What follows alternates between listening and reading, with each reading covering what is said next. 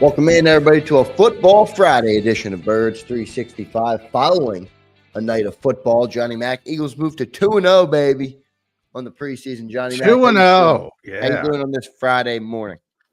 Yeah, right back at it. And that's all I'll say. Preseason football should be removed from polite society. That's my take for today. Yeah. But it is, there were some positives as always, and the worst part, and we kind of saw it last time, is people jumping to conclusions without the context, and that's frustrating, certainly for the coaching staff and things like that. But you know what? And I say this to the Eagles this morning, be more honest with the people, and try to educate them and try to give them the context and instead of trying to hide things. So, one of the things I'm proud about at this show, I think we got the smartest group of Eagles fans. I really do. We do. We have a great group, John. Yeah. But the overreactions to preseason football are crazy, especially at the quarterback position, and I'm sure we'll talk about that ad nauseum. But it went as predicted. We were on the air when Nick was talking, so I didn't know what he was going to say, but I had a good feel for what he was going to say, and he said exactly what I thought. Basically brought up the context, the pass protection early. And he was asked flat out if it's a competition, and basically said no, it's not. And that's what I was trying to tell people. So you can want it to be a competition, but it's not. Now maybe they go look at the film and evaluate things and say, all right, Tanner did the right things and he deserves more chances. I doubt it. So it's possible, but we'll see. My advice to Eagles fans would be hope they both don't have to play. And then you don't have to worry about it. We'll get into all that and more. I see everybody in the chat. Today's show, by the way, is brought to you by BetUS. Thanks to BetUS for being on board here with Birds 365. Good stuff from them. More on them a little bit later on in the show. Johnny Mack, we got the best group. You're going to be upset with our group today, Johnny Mack. Tanner McKee, QB2. I know. Look at his trash. Hopefully they can move him. Well, Tanner for QB2. John, everybody is going to be saying all over the place. I'm not the one you should be mad at. Be mad at the head coach. Again, I don't know. I'll ask you this though, because I know you're coming to it from that the Eagles are not going to move on from Kenny Pickett, but objective analysis of the play. Do you understand where the fans are coming from and that Tanner looks better? I said that in the moment. I said it's going to be, but. Right. But the context is missing. And to Nick's credit, he tried to add it. And I'll pull up the exact quotes. And it was obvious to anybody watching the game. So he said they both, he was asked flat out, is Tanner outplaying Kenny? And he said the things that kind of stalled some of the drives in the first half today was some of the pressure we got. It was obvious. I talked about it. I mean, anybody watched the game. The Eagles, and it was the backup offensive line. It was Fred Johnson. It was Trevor Keegan. It was Brett Toth. It was Darian Kennard. Who am I missing? Who am I missing? But anyway, those are the type of players that were out there. Steen, before he got hurt, started at right guard. So those are the guys. And the Patriots were playing the majority of their starters in the front, and even though they traded Matt Judon, they got some good front players, and they were overwhelming the Eagles' offensive line early. So that's where he went. That's where I knew he would go. So some of the pressure we got, and we didn't run it great in that area either for some different reasons. The biggest reason being backups against starters. That we'll obviously look at and why. So no. Again, the question was, is Tanner outplaying Kenny? I thought they both played a solid game tonight. Just some of the pressure that was on Kenny happened in the first half, and it settled down. If you look at the fourth quarter, two things. There were a lot of max protections, and they were that overall, that partly helped. They were protecting well. And to Tanner's credit, he made something of it. So you got to give him credit for doing that. I said, usually when you watch preseason football, third string quarterbacks are just terrible. And he wasn't. So he deserves a lot of credit, but I'm not trying to say Kenny played well. I hope people hear this. I'm trying to say in the Eagles' minds, there hasn't been a quarterback competition to this point. Nick said it again. And he was asked, because they were pushing him. And the last question about it was, is there a competition or is Pickett the number 2? And his answer, you saw where they went in today. Kenny is number 2 and Tanner is our number 3. And I'm really happy they're both on our roster. So you can be mad at me. I don't care. You're always mad at me, but it's the head coach. It's not me. That's what the organization wants. That's where they are. And if Kenny Pickett was, you could evaluate things better if Kenny Pickett was under siege like Tanner Mckee was under siege like Kenny Pickett. He might have been better, and then you can get a better feel for it. But to assume again everything's a vacuum and everything's the same because one guy's out there on the same day as another guy in preseason football, and you ignore the context of it, you're not getting anywhere with that. You're not getting anywhere with that, making a sound decision, a good decision.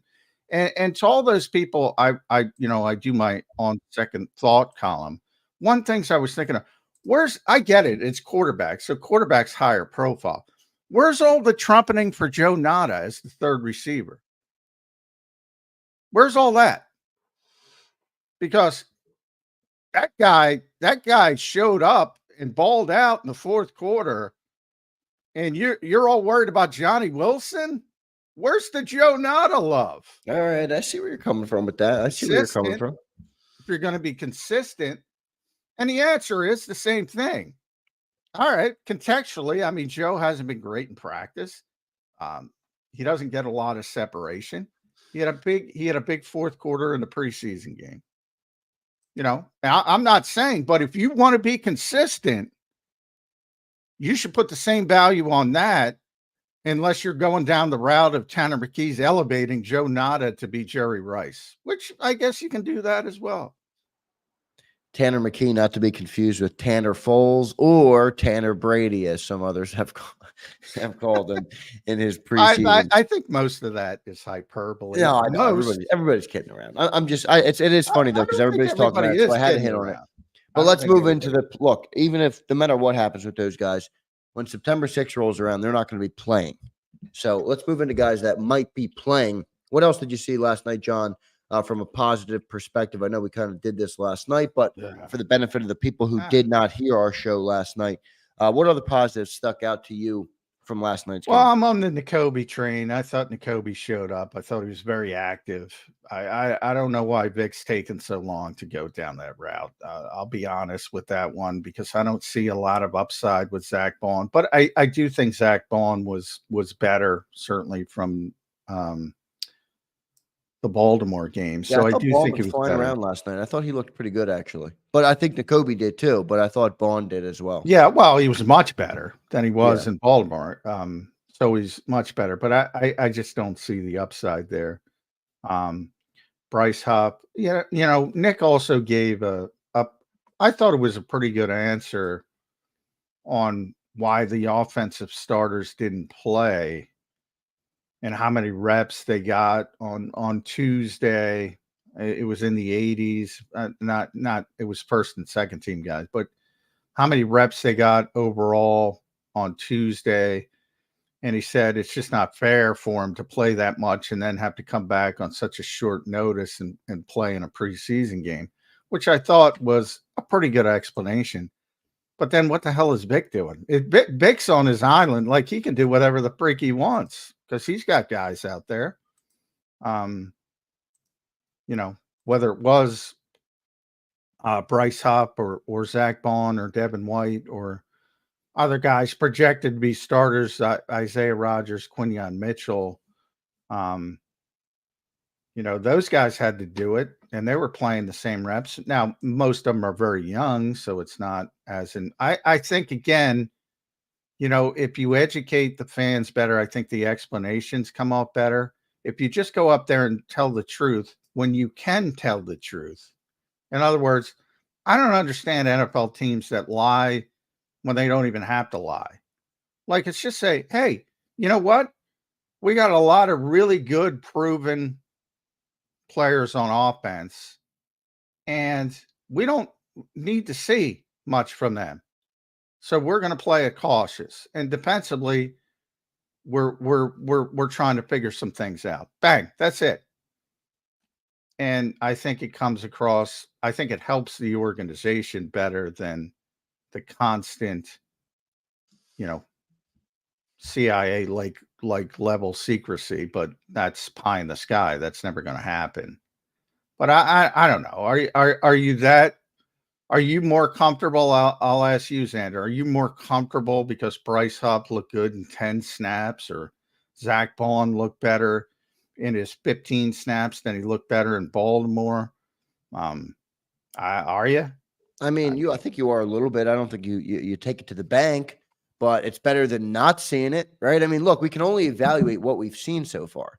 So when Bryce Huff comes to Philly and you see nothing in practice, and then you see nothing in the first preseason game, I'm not saying it's an indictment on the player, but it does give you a sliver of hope. I mean, it might not be much, but that's what we have on August 16th, John. So yeah. Well, I think it's about education more than hope. I don't care if people have hope, to be honest. It's a good team. It's just a matter of how good. So my point is, what are you getting from the evaluation of 10 snaps from Bryce Huff? Like, Vic knows he's going against Lane Johnson. He's not messed up with all that. Right. He understands that. Well, that's who matters. I mean, look, I'm not, I like the team, but I'm not in control of anything. So I understand that my opinion is just that. It's just an opinion. Well, no, and I'm not. Anybody can have an opinion. I'm just saying, from the coaching staff's perspective, it's and Vic's old school. So I mean, he likes guys to get a little bit of playing time before week one. He said it. He said it last week. He said most guys don't want to have their first rep being a real game, and they want to get a feel for it. That's his thought process. That hasn't been the Eagles' thought process as a whole. So, either get on board with the organization. The Eagles can't have this little fiefdom off in the corner who's doing what he wants. That's not going to work out long term. So, I don't think the value's there. Look, I used to debate with Jody all the time. Jody's more old school than me, and he wants guys to be playing in the preseason. I think it's laughable to play the Eagles stars in the preseason. And they don't, to their credit. And they don't have as many stars on defense, so it's not that big of a deal. And they did it with Jalen Carter and Jordan Davis, who aren't technically stars yet. We all think they can turn into that, but they've even done it. So why why you singling out poor Bryce Huff? Maybe it puts a chip on his shoulder. Maybe he's motivating. There's options, but I don't think you learn that much by having those guys out there. No, I think you're right. But look, like I said, we take what we can get at this point of the year, and it's exciting to see your new $17 million edge rusher make a couple plays versus the alternative of him not making a couple plays. That's all. I agree. You're right. I mean, there's context must be added, and it's not the end all be all. Look, if he sucks on September 6th, or and by the way, I think he's going to be a good player. I've said I do too. But by the way, that's not a guarantee. I mean, no. Bryce Huff is a projection, so we have to see what he's going to be, and we got rid of a really productive player to sign him. So, all of that matters, and we'll say, John, any other takeaways here just before we close up this first segment? I'm going to post it out for everybody. So, any other key takeaways from the game? I thought the backup D line looked pretty good. Moro Ojomo early in the game. Anyone else Yeah, I'm stand a out big to you? Thomas Booker guy. I don't think he's going to Yeah, make Booker the looked good team, too. but I thought he was really good. Like, he's another guy. I mean, everybody should be on the Thomas Booker train. He was a monster in the fourth quarter. And I get it. Quarterback is more high profile, but Booker and Nada specifically. I mean, that's what you're trying to do if you're a back end roster guy. You're trying to take advantage of your opportunities and trying to make Howie Roseman's decision a little bit harder. And I thought, Jomo's going to make the team, so he's not in that predicament. But Booker is a bubble player, and he's one of those guys where it's going to be tough to keep him, but you don't want to lose him either. So it'll be interesting to see how it shakes out over the final. We're getting close. I mean, a week from Saturday is the final preseason game. And then that next Tuesday is cut down day. So we're getting closer. And some guys made a strong, it's not a final statement because they're going to play a lot on next Saturday against the Vikings, but specifically Booker and Nada really were right there. If you want to talk about the three best players, you got to talk about the quarterback, but you got to talk about him and Joe Nada, and you got to talk about Thomas Booker. I thought EJ Jenkins had a good game too as well. I mean, we talked about him a little bit last night. Does he have a chance to make this team as a backup tight end behind Calcaterra?